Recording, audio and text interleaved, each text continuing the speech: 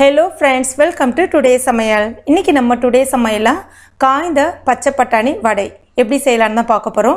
இது முற்றிலுமே வித்தியாசமா இருக்கும். நம்ம எப்பவுமே கடலைப்பருப்பு வடை தான் சாப்பிடுவோம். ஆனா இந்த வடை வந்து அவ்ளோ ஒரு டேஸ்டா, அவ்ளோ ஒரு மொறுமொறுன்னு சூப்பரா இருக்கும். இதை இப்ப நம்ம எப்படி செய்யறதுன்னு பார்க்க ஆரம்பிச்சலாம். அதற்கு நான் இன்னைக்கு காய்ந்த பச்சை பட்டாணி எடுத்துர்க்கேன். அதாவது காய்கறி கடைகளில் கிடைக்கக்கூடிய அந்த பச்சை பட்டாணி பயன்படுத்தல. மளிகை கடையில் கிடைக்கும் இல்லையா அந்த பட்டாணி எடுத்துர்க்கேன். ஒரு 100 கிராம் அளவுக்கு பட்டாணியை வந்து நேற்று நைட்டே வந்து ஒரு 2 தடவை வாஷ் பண்ணிவிட்டு கொஞ்சமாக தண்ணி ஊற்றி ஊற வச்சு எடுத்து வச்சுருக்கேன். இது ஒரு சரியாக 8லேருந்து 10 மணி நேரம் நல்லா ஊறி இருக்குது. இதுவே நீங்கள் சாயந்தர வேலையில் செய்ய போகிறீங்க அப்படின்னா நீங்கள் காலையில் பட்டாணியை ஊற வச்சா சரியாக இருக்கும். நான் இன்றைக்கி காலையில் டிஃபன் கூட சாப்பிட்ற மாதிரி வந்து செய்ய போகிறேன்.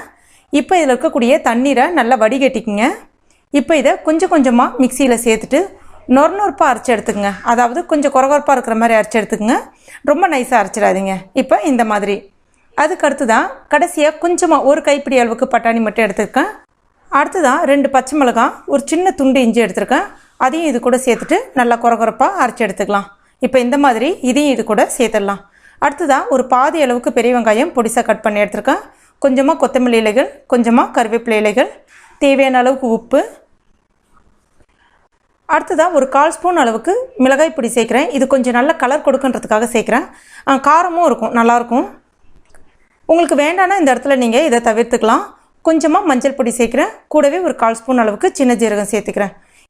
இப்போ இது எல்லாத்தையுமே ஒன்றோடு ஒன்று நல்லா கலந்து வர்ற அளவுக்கு நம்ம பிசைஞ்சு எடுத்துக்கலாம். கடைசியாக இது ஆப்ஷனல் தான், ஆனால் சேர்த்திங்கன்னா அந்த வடை நல்ல மணமாகவும் சுவையாகவும் இருக்கும். ஒரு 4லேருந்து 5 பல்லு அளவுக்கு பூண்டு தோலோடு எடுத்துருக்கேன். அதை ஒரு தடவை நல்லா தள்ளிட்டு இப்போ இது கூட சேர்த்துக்கலாம். சேர்த்துட்டு ஒரு தடவை நல்லா கலந்து விட்டு பிசைஞ்சிக்கங்க. அதுக்கு அடுத்ததாக ஒரு மீடியம் சைஸ் உருண்டையாக எடுத்துக்கங்க. ரொம்ப பெருசாக எடுக்காதீங்க.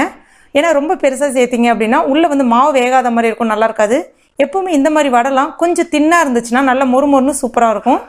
அந்த மாதிரி உருண்டையை நல்லா வந்து சாஃப்டாக இந்த மாதிரி உருட்டிக்கங்க, ஒரு ஷேப்பாக அழகாக. அதுக்கப்புறமா உள்ளங்கையில் வச்சு ஜஸ்ட் ஒரே ஒரு ப்ரெஸ் மட்டும், ஒரே ஒரு அழுத்தம் மட்டும் கொடுங்க. அழகாக உங்களுக்கு சைடில் எல்லாமே கொஞ்சம் மெலிசாகவும் நடுவில் கொஞ்சம் குண்டாகவும் ஒரு ஷேப் கிடைக்கும். இப்போ இதை நம்ம எண்ணெயில் போட்டுற வேண்டியதான். எண்ணெய் வந்து மிதமான சூட்டில் இருக்குது. ஸ்டவ்வும் வந்து நான் மிதமான தீயில் தான் வச்சுருக்கேன். அப்போ தான் நிதானமாக வெந்து நல்லா மொறுமொறுன்னு சூப்பராக இருக்கும். இப்போ இதை ஒன்று ஒன்றா நம்ம சேர்த்துக்கலாம்.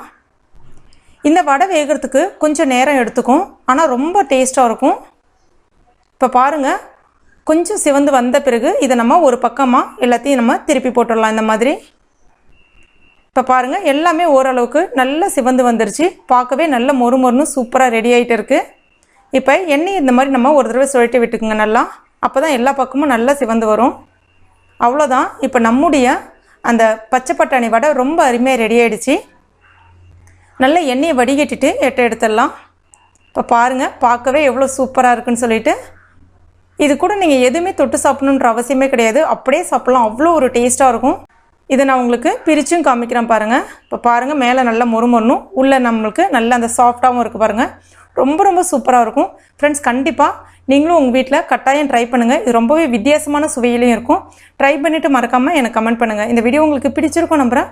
பிடிச்சிருந்தா லைக் பண்ணுங்கள். உங்கள் நண்பர்கள் மற்றும் ஃபேமிலி மெம்பர்ஸ் கூடயும் மறக்காமல் ஷேர் பண்ணிங்க. மேலும் இது போன்ற டேஸ்டி ரெசிபிகளுக்கு நம்ம டுடே சமையல் இது வரைக்கும் நீங்கள் சப்ஸ்கிரைப் பண்ணாத நண்பர்களாக இருந்தீங்கன்னா உடனே சப்ஸ்கிரைப் பண்ணிங்க. கூடவே மறக்காமல் அந்த பெல் நோட்டிஃபிகேஷன் சிம்பிளையும் ப்ரெஸ் பண்ணிங்க. தேங்க்யூ.